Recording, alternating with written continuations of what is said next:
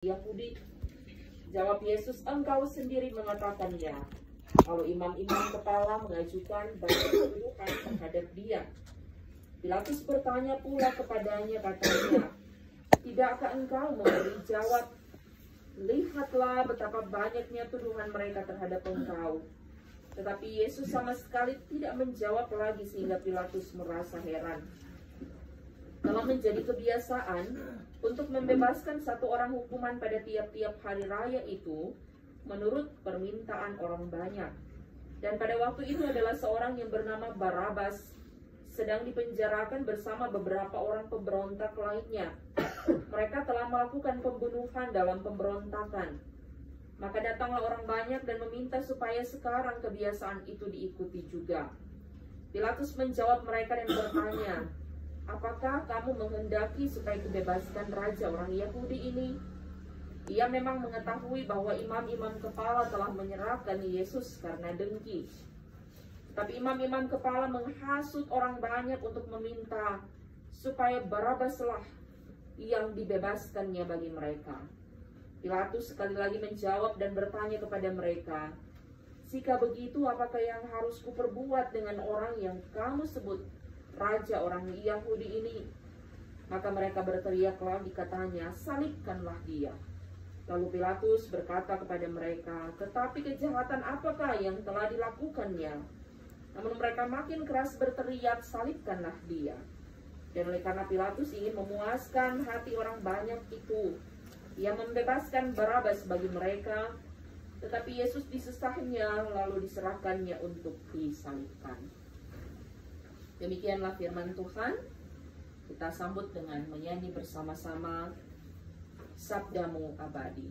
Sabdamu abadi, seluruh langkah kami yang mengikutinya, hidup sukacita. Shalom, damai di hati. Terpujilah nama Tuhan yang berkenan untuk orang semua ada dalam persekutuan sore hari ini. Dan puji Tuhan bahwa kalau tadi hujan keras angin, tapi Tuhan menjawab kerinduan kita. Berhenti gitu. Berarti kalau masih ada lagi ibu-ibu dari Rayon Elizabeth untuk kerinduan datang, masih boleh mau datang. WA juga ke sana atau messenger ke sana, karena mungkin soalnya kita tadi berpikir mungkin 4:30 mau mulai. Keadaan begini pasti mau sorong sadiki. Kita berkumpul di sini selain sebagai ibadah rutin wanita kaum ibu di Rayon Elizabeth, tapi juga orang bersyukur bersama keluarga Poluakan Mananohas. Ibu Evelyn hari ini 3 April 2022 boleh merayakan ketambahan usia 65 tahun. Luar biasa Tuhan yang telah menolong, yang telah menyertai memelihara perjalanan hidup Ibu Evelyn sehingga boleh ditibakan di usia ini 65 tahun dalam keadaan yang sehat, kuat, diberkati, dalam sukacita melayani suami, tapi juga tentu bersama dengan anak-anak dan cucu yang ada. Dan ternyata bahwa jadi bagian sukacita juga karena anak yang baru datang sepertinya kan PAP Mama. Tadi kita sempat hampir anak dapat kenal karena cewek pulang. Lihat ucapan selamat datang, itu datang PAP Mama. Ya tentu bersyukur atas pemeliharaan Tuhan boleh ada di sini dan bertepatan juga mengambil bagian sukacita di hari ulang tahun Mama yang terkasih. Nah, ibu-ibu yang dikasih Tuhan, kita telah ada di penghayatan Minggu Sengsara Yesus Kristus, minggu yang kelima. Artinya kita semakin mendekati puncak masa-masa perayaan dan penghayatan Minggu Sengsara Yesus Kristus. Sudah tidak lama orang semua ada di penghayatan pemaknaan peristiwa agung di Jumat Agung atau peristiwa kematian Yesus. Itu juga orang dalam arak-arakan orang-orang percaya yang dimenangkan melalui peristiwa kebangkitan Yesus yang akan orang rayakan di hari Paskah nanti. Nah, tentu masa-masa penghayatan sengsara Yesus Kristus ada banyak hal yang orang sudah lakukan.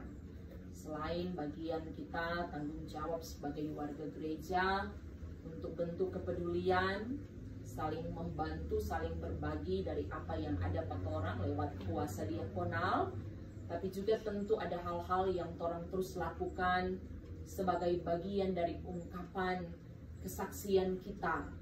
Bagaimana kita menyaksikan hidup beriman kita untuk menjawab panggilan Tuhan ketika Dia yang boleh menganugerahkan keselamatan lewat jalan sengsara, jalan Via Dolorosa, sehingga tentu orang memaknai itu dalam hidup yang terus mengalami perubahan ke arah yang lebih baik, tentu bukan sebaliknya.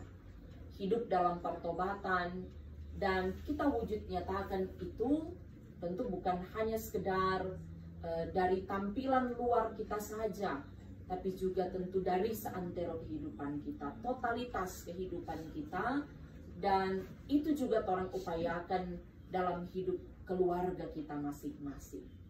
Karena tentu memang sosok-sosok ibu rumah tangga dalam keluarga dikenal sebagai sosok yang kamu bilang bahasanya paling dekat dengan persekutuan. Tiang doa dalam keluarga, yang paling banyak mengambil bagian dalam kegiatan-kegiatan ibadah. Rasa-rasa sampai di ibadah sekolah minggu, ibadah remaja, dan ibadah pemuda, ibu-ibu bisa terlibat. Karena coba kalau di anak sekolah minggu, encik-encik sekolah minggu kebanyakan ibu-ibu. Kalau di remaja sebenarnya, kalau di jemaat di Raanan Lama, di kita pe kampung Raanan Lama, pembina-pembina remaja, 80% itu orang tua, 20% tuh cewek-cewek, cowok-cowok. Kalau di sini sudah langsung 100%. So apalagi di periode ini, kalau ya masih ada ternyata orang Kak Nita double itu, Kak Nita tuh dan Kak Nita Laluan, orang masih jadi bagian pembina remaja. Tapi bahwa yang saya mau sampaikan, ibu-ibu ini bisa ada di berbagai lingkup pelayanan. Orang kita nak diberi kumbah itu nggak ada pengurus kok ibu-ibu. Mar yang hadir juga seringkali kalau misalnya tetap ibu-ibu juga ambil bagian.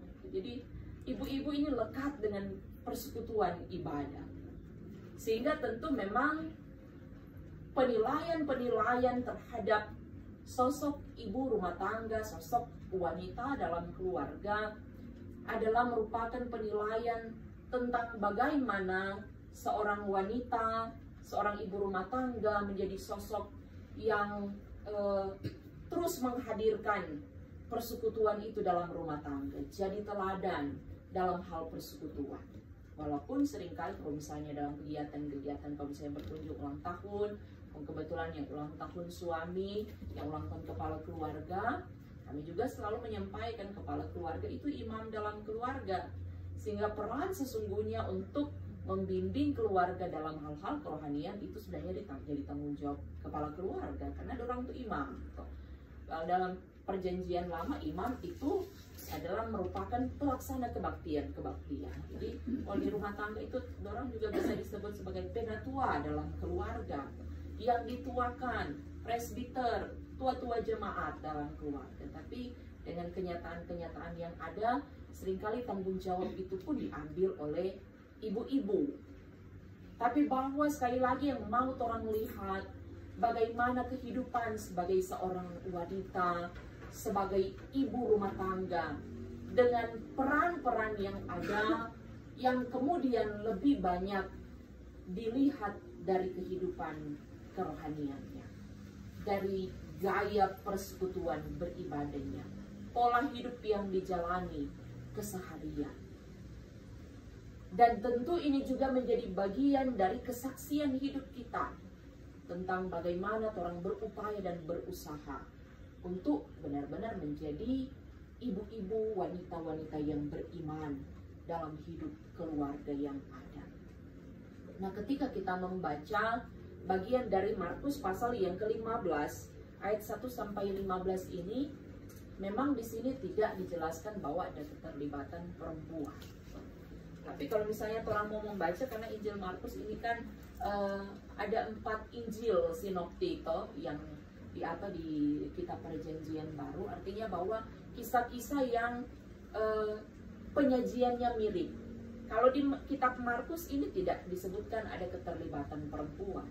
Tapi kalau orang buka di Injil yang lain, di peristiwa tentang Pilatus ini ada keterlibatan perempuan. Misalnya orang lihat di Injil Yohanes, istri dari Pilatus yang kasih ingat. Kita yang mimpi ini orang tadi malam, kalau orang ingat tuh kisah itu. Tahun lalu kalau tidak salah itu jadi bagian bacaan kita di penghayatan minggu sengsara.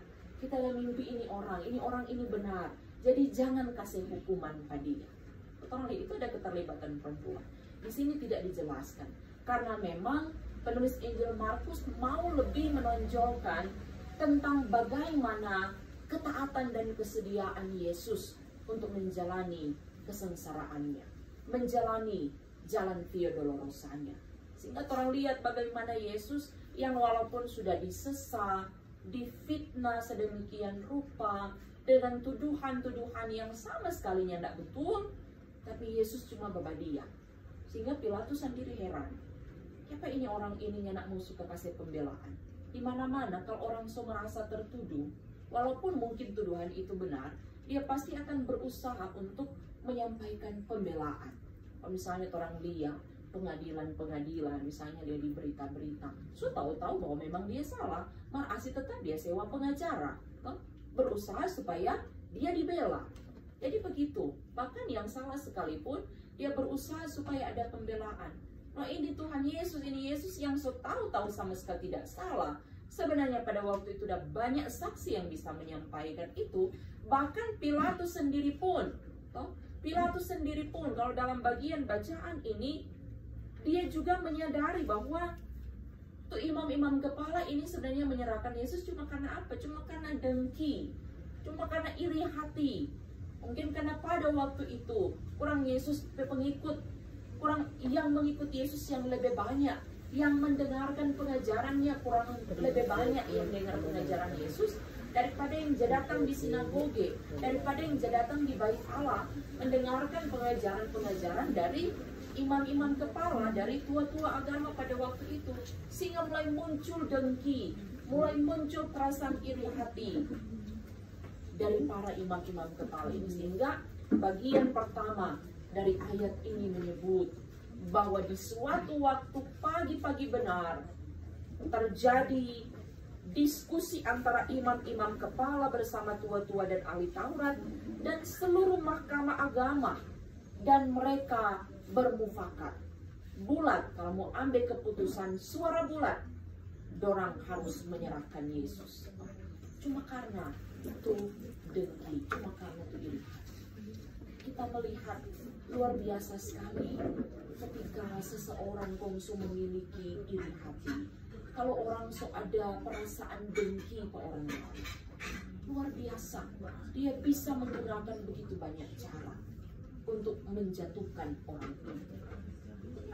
Ini kelompok pemuka-pemuka agama yang sebenarnya mereka harusnya jadi teladan pada waktu itu. Dari segi pengajaran, orang tahu banyak soal firman, orang tahu persis soal Taurat, tetapi pelaksanaannya mau besar. Perasaan dengki, orang keiri hati, cuma karena mungkin selama dalam pengajaran Yesus juga banyak bertunjuk pada orang.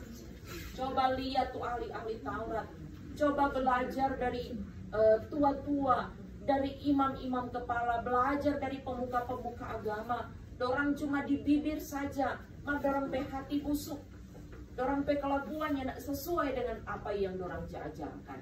Ini kritik, teguran yang disampaikan lewat pengajaran Yesus ternyata tidak diterima baik, malah menimbulkan iri hati dan dengki di antara pemuka-pemuka agama pada waktu itu. Sehingga baking dendam pada orang, dan akhirnya mereka bermufakat. Orang ambil suara bulat, orang harus menyerahkan Yesus untuk diadili. Memang pada waktu itu mahkamah agama, orang tidak punya hak untuk mengadili seseorang. Sehingga orang andai jalan, pergi bawa juga Pilatus.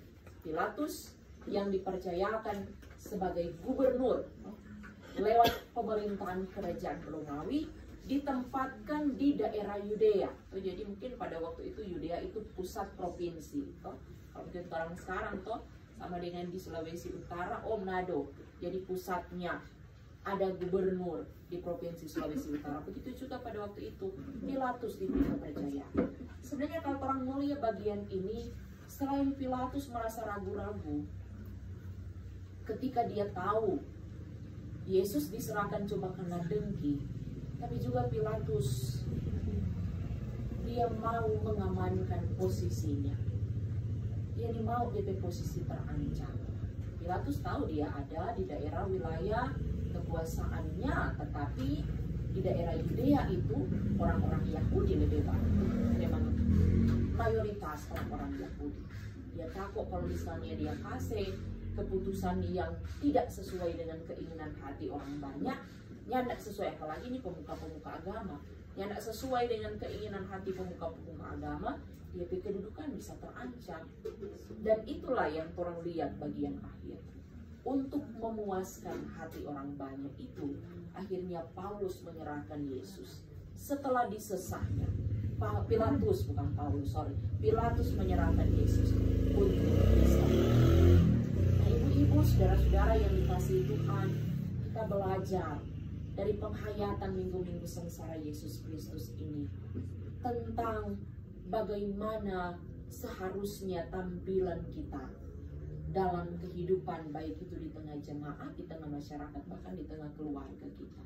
Jangan cuma karena orang mau cari posisi aman, jangan cuma karena orang takut untuk menyuarakan kebenaran, karena orang berpikir lingkungan di mana orang ada tidak akan sesuai dengan kebenaran yang orang ucapkan.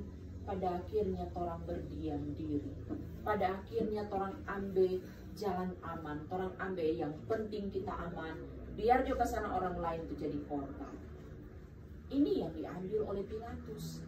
Cuma karena dia mau mempertahankan posisinya, cuma karena dia mau jaga dia posisi aman, dia korbankan Yesus. Padahal dia tahu Yesusnya tidak salah. Dia tahu persis itu. Dia tahu bahwa Yesus diserahkan cuma karena perasaan dengki, cuma karena iri hati dari para pemuka agama. Sebagai seorang pemimpin, sebagai seorang gubernur pada waktu itu, Pilatus bisa saja mengambil keputusan, oh nyanda, biar mau marah kita tahu ini orang benar. Kita tidak akan selepas Barabas. Barabas itu sudah tahu pemberontak, ada yang menjadi korban karena pemberontakannya mati, masa kita mesti lapas atau penjahat. Sementara yang ini orang Yesus, mana pernah kita dengar dia pukul orang, pernah kita dengar dia bunuh orang, pernah kita dengar dia bikin pemberontakan, tidak pernah. Waktu itu Pilatus bisa saja mengambil jalan itu kalau dia benar-benar menjalani tanggung jawabnya sebagai pemimpin yang bijaksana. Namun demikian, apa yang sudah diambil menentukan kemudian pada akhirnya Yesus harus tetap menjalani kesengsaraannya sampai mati di kayu salib. Dan tentu ini bagian dari bagaimana orang juga mensyukuri kuasa dan rahmat Allah yang dinyatakan bahwa melalui peristiwa salib orang semua boleh memperoleh anugerah keselamatan. Maka ini yang mau terus jawab dalam kehidupan kita. Orang menyatakan lewat kesaksian, baik itu melalui tutur kata, tapi juga melalui tindakan kita sehari-hari. Anugerah keselamatan yang Tuhan kasih melalui pengorbanan Yesus Kristus, jangan sampai orang cederai dengan cara-cara hidup kita yang tidak berkenan kepada Tuhan. Dengan cara-cara hidup sama dengan pemuka-pemuka agama, sama dengan Pilatus, atau sama dengan orang-orang banyak pada waktu itu, yang tidak tahu duduk persoalan, mari ikut bataria, salibkan dia. Cuma ikut arus.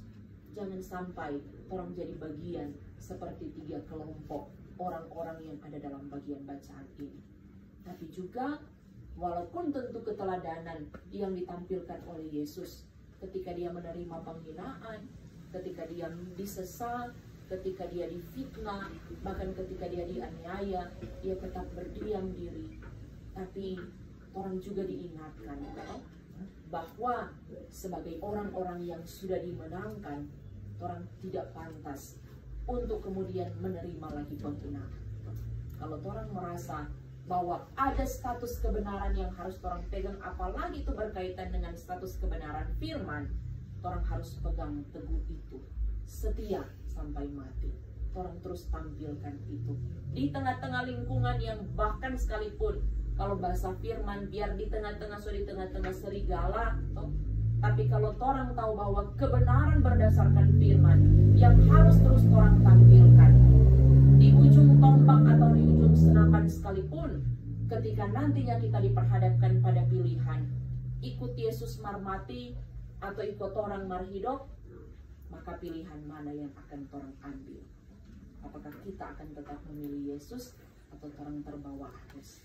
Saya percaya kita memaknai dan menghayati masa-masa sengsara Yesus Kristus ini untuk semakin mempertebal iman percaya kita, untuk semakin menguatkan, meneguhkan dan mengokohkan kehidupan beriman kita, sehingga orang tidak akan pernah terpengaruh, tapi juga orang tidak akan pernah terperdaya dengan bujukan-bujukan yang membawa kita menjauh dari kasih Tuhan. Kita bersyukur di saat ini bersama keluarga Peluakan Manohas, Ibu Evelyn merayakan ulang tahun ke-65, sungguh adalah karena kemurahan Tuhan. Dan karena itu tentu, sebagaimana nats pembimbing yang disampaikan tadi, karena panjang umur dan lanjut usia serta sejahtera akan ditambahkannya kepadamu, ini juga jadi doa, harapan orang semua, tapi juga menjadi doa dan harapan suami, anak-anak dan cucu untuk Ibu Evelyn menjalani hari-hari ke depan dalam pertolongan, dalam kasih dan karunia Tuhan. Semakin bertambah usia, semakin bertambah-tambah hikmat dan kekuatan yang Tuhan kasih. Usia lanjut tidak menjadi penghalang untuk orang terus berupaya menjadi berkat. Usia lanjut tidak menjadi penghalang, kurang pikir-pikir, aduh Tuhan, so lebih tambah tua, so mendekati wonak sih. Tidak ada alasan untuk orang merasa takut. Tidak ada alasan untuk orang merasa cemas dan khawatir. Karena firman Tuhan katakan, kalau orang baca di kitab Mazmur pasal 92 ayat yang ke-14 sampai 16, di situ dikatakan, bertambah-tambah usia, bertambah tua, semakin bertambah gemuk dan segar. Untuk apa? Untuk memberitakan tentang perbuatan Tuhan yang hebat dan luar biasa. Artinya, Ibu Evelyn juga merenungkan perjalanan di usia lanjut ini tetap semangat untuk menjadi berkat, memberi keteladanan sebagai tiang doa dalam keluarga, sebagai sosok ibu rumah tangga yang beriman, untuk benar-benar mampu menghadirkan berkat-berkat dalam kehidupan bersama suami, anak-anak dan cucu, tapi juga dalam kehidupan di tengah jemaat masyarakat. Demikian dalam persekutuan tentu di tengah-tengah wanita kaum ibu, baik di rayon Elizabeth, tapi juga wanita kaum ibu di jemaat Ebenezer Talipura. Dan karena itu, tentu atas nama Badan Pekerja, Majelis Jemaat, seluruh jemaat, dan orang semua yang hadir sore hari ini, kita menyampaikan selamat bersyukur merayakan ulang tahun ke-65 untuk Ibu Evelyn. Kita punya nama Evelyn, tapi Van Peluakan. Kita putarkan Ibu Evelyn dan suami Nada Peluakan.